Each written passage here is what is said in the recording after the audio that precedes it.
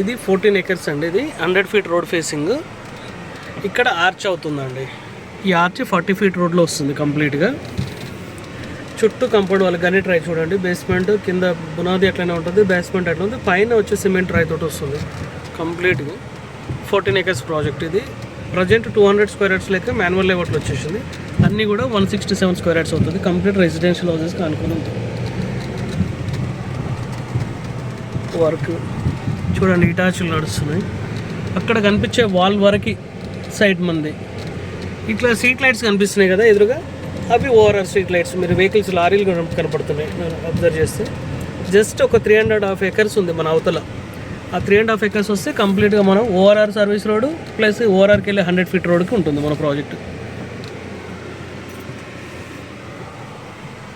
ఒక్క నిమిషం దిగుదాం మేడం.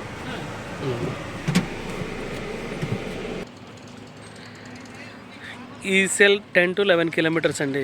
దమ్మాయి కూడా జిహెచ్ఎంసీ పరిధి వచ్చేసి మనకు 7 km డిస్టెన్స్లో ఉంటుంది. ఇది జిహెచ్ఎంసీ పరిధిలో ఉందండి ప్రాజెక్టు.